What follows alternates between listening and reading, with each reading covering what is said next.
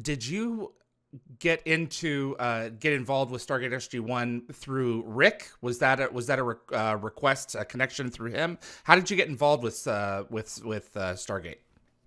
Well, just that. I had done a show with Rick and Mike Greenberg, the producer, his producer, called Legend, Hmm. and and then and then Stargate happened for him, and so I got called. It was really more of a friendly thing rather than perhaps a character that they just had to find somebody to act, to perform. So it was mostly through that. Okay, okay. And what did you make of this guy? This politician, government bureaucrat slash military. Who was Frank Simmons on the page? Well, I mean, he was Frank Simmons was sort of a jerk. um, I have less connection with that character simply because, I think I only played it once or Hmm. two or three times. Um, my connection was really my friendship with Mike Greenberg and Rick. This was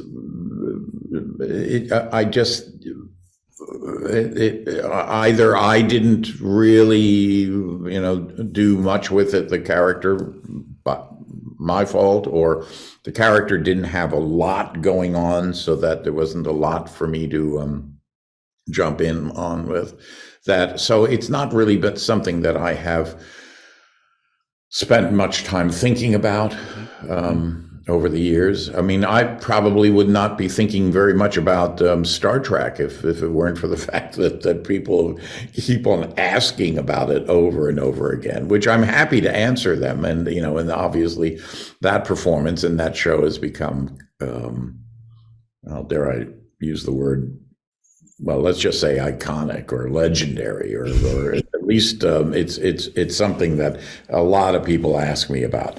Um, Colonel Simmons is not. Hmm. That's fair.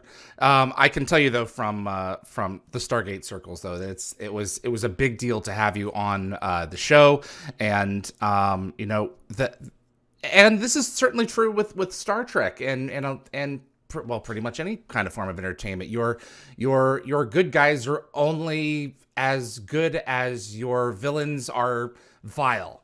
You know. Absolutely. And I mean, and that's one of the things that makes playing villains fun. And that is especially if you consider that they are not villains, but that they are heroes, at least in their own mind, Hmm. they are heroes. Even the most villainous of people don't start the morning with looking in the mirror and saying how horrible can I be today. They always have a point of view and something that they want to achieve, where we as reasonable people might consider that to be not worthy of, but they don't start out by wanting to be villainous. What was it like working with Rick, from Legend to Well, I Nemesis? had worked with Rick. Rick is a wonderful actor, and he's a consummate. He really understands the camera, so he understands what's being shot and what's being stuff like that. Because he and Mike would spend, well, I mean, countless hours in the editing room, and that's something that you just don't get until you have that opportunity.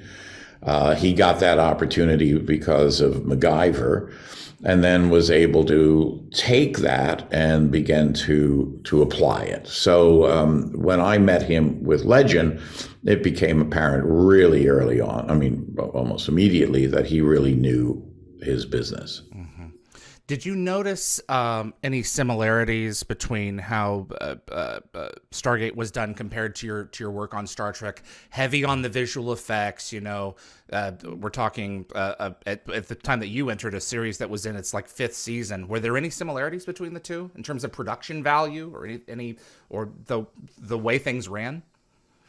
When you say I entered a series in the fifth season, which series Stargate is that? SG-1. Stargate was SG-1. Um, um, it was much looser. The shooting environment was much looser in SG-1. Okay.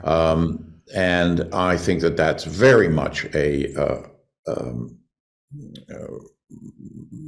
reflection of who Rick is and who Mike Greenberg is. Star Trek, we could not improvise at all, at all. We just couldn't. For Picard, it's yet again a different thing, Picard, Star Trek, Picard, because there they are using, legacy actors now who we know these characters pretty well, and they've been very, very nice in being able to say, well, what do you think, and do you think that could I add a word here, and might I improvise a phrase here, and they go, yes, of course, and stuff like that. That was not the case in Star Trek, but it was the case in Stargate. So that was certainly a huge difference in shooting styles. I would imagine so. Yeah, the Star Trek sets, those stories are notorious for, like, if you wanted to change a word, it had to run up the flagpole, and often it had to run up the flagpole, and you might have, as I did, long, complicated speeches, and then you'd finish, and you thought that you had done a good job, and they would turn to the script supervisor and simply say, well, did he say all the words? And then the script supervisor would say, in extreme cases, well, he said was not as opposed to wasn't. And then they'd have to decide whether they were going to shoot it again. And you're kind of going, guys, this really turns the exercise into recitation and not acting. We have very little time with the material. It isn't as if we have done this as a play where this is the third week of saying the same stuff. You're just kind of so people who are particularly advantaged by that type of environment. Kate Mulgrew has almost a photographic memory. Patrick, very good with memorizing.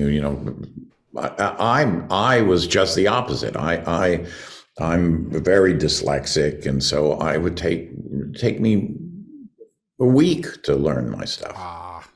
Yeah, I can understand. My mother is dyslexic as well, and that's things that you don't, there's things that you can't see on the surface that people have to deal with. That it's not easy, to sit with your mother in a restaurant and help her read the menu sometimes, but you'd never know. Sure, because if you don't have any phonetic, if you weren't taught, in my case, not only was I dyslexic, but I was taught, and this is all before they knew what dyslexia was. Nobody said the word dyslexia. Right. They would say, you're slow or stupid or lazy.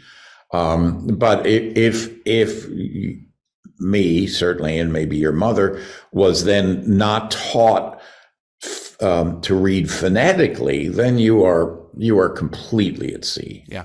Thanks for watching this clip from Dial the Gate. If you enjoyed the video, give us a thumbs up. It's our goal to share a new Stargate story every day while we're on break. Please feel free to subscribe to future episodes here on YouTube. And if you have Stargate friends who might like this clip, let them know about us. Be sure to visit dialthegate.com to view the complete archive, as well as transcripts from past interviews. I'll see you on the other side.